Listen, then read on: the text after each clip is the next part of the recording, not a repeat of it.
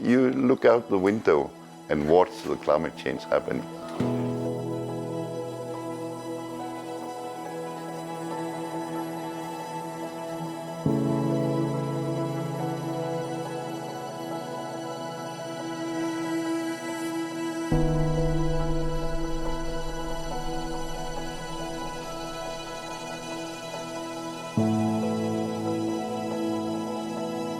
I think Ilulissat is one of the most dramatic places in Greenland to see climate change because it has one of the largest glaciers in Ilulissat Ice Fjord, and it has some of the biggest changes. That band of clean exposed bedrock that I was talking about, it's really wide, it's huge in Ilulissat, and you can see the glacier flowing into the sea and just how high the stresses are and the ice dynamics causing all those cracks in the icebergs flowing into the ocean. It's a very dramatic setting.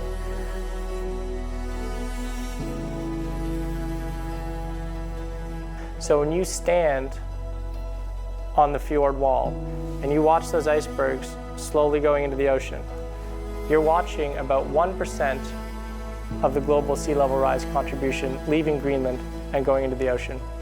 It's one of the biggest point sources of ice loss from the ice sheet today.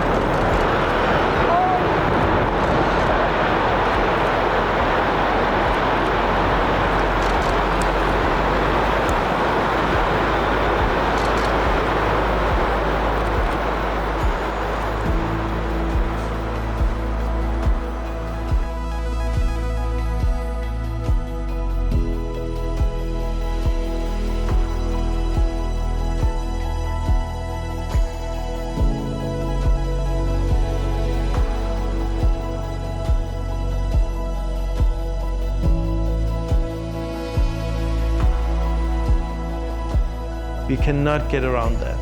We can come up with a lot of other factors that might influence it, but our carbon footprint is the key factor in this aspect, because we don't get around the fact that it is our carbon emissions that are the key factor in this.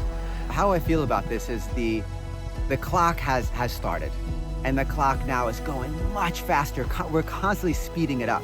So what we're asking our kids to do is we want them to stop the clock. We have to stop it now, because by the time it gets to them, the clock will be way too fast. They won't have the time left to make a difference. We have the time now to make a difference, they won't. So I hope we actually do something so our future generations can walk on this beautiful glacier again.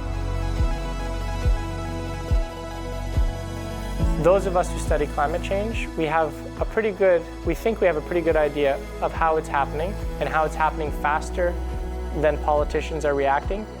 But an event like that comes and it's happening even faster than I think it should be happening, which makes me a little cautious about where we're going in the future. It's happening faster than we forecast at the moment.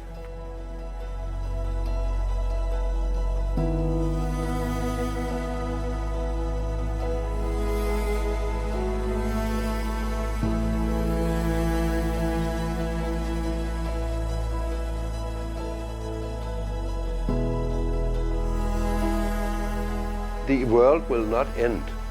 If we get climate change, it will be a new situation. But we will not all die, and the earth will not end. It will just be another one. Yes. And it's very important that the young people do not panic and say, oh, now everything stops. No, we have to take the challenge to think, to adapt, and to cut back on emissions in a sensible way. But take it easy. Don't panic.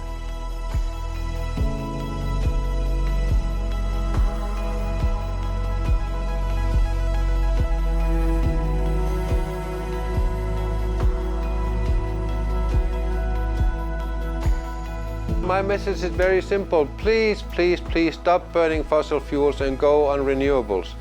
Wind, solar, hydropower, whatever. That would be so lovely. We can always do something individually. We don't have to wait for others to do so or tell us to do. And I think it's very important that we all think that we can start today. We don't have to wait. So I think focus should be replacing fossil fuel on very large volume consumers like power plants or production facilities in general. Our neighbours are burning, we are drowning, so please be more thoughtful of your fossil fuel consumption and commute to work by public transport at least once a week. That would be nice.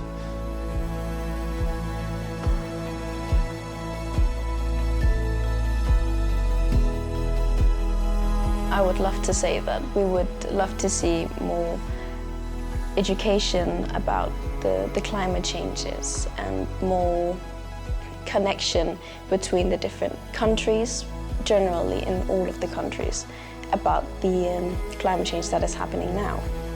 Because after all, climate change is under children's rights.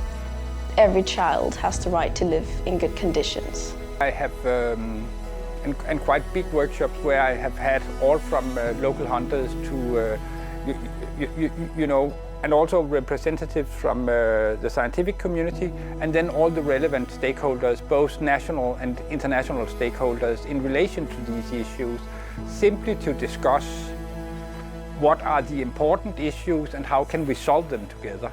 I don't want to stimulate the ideas. I want to facilitate the process of getting the ideas, and I think that's one of the things that I can actually, that I can make people with very different backgrounds cooperate, and that's maybe my best quality.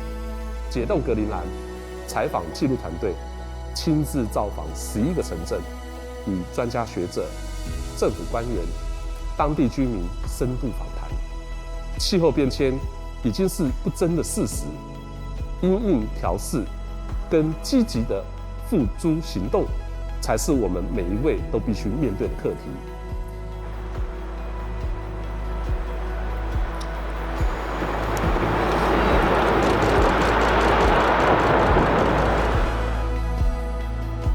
然而，格陵兰的冰融也带来了丰沛的水利资源，使得这里的再生能源使用率超过了60%。孩子们能在夏季的溪边开心玩水，变暖的洋流带来了丰富的渔业资源。从冰层中裸露的土地，有着更多的可供畜牧、耕种的农业发展机会。我大胆地预言，渐渐地，在北极的格陵兰将成为宜居的城市。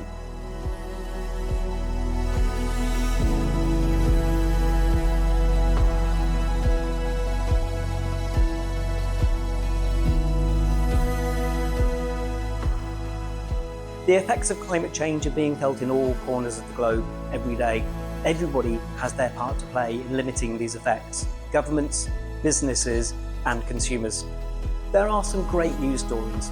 For example, wind and solar are now the cheapest form of electricity in many countries around the world, and an increasing number of businesses, for example the ones that we work with, the RE100, are transitioning to 100% renewable electricity because it makes business sense.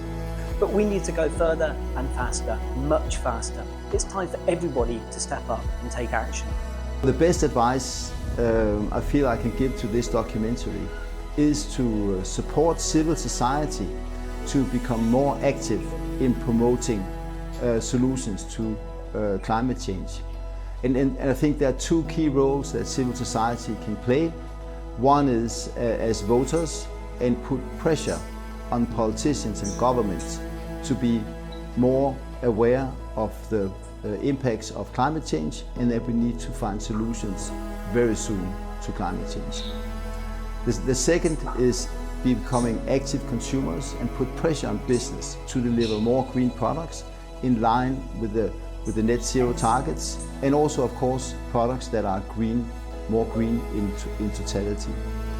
And I think that the more you can link what you're doing on spot, on site, different places in the world to the global movements for civil society, the more impact the documentary will have.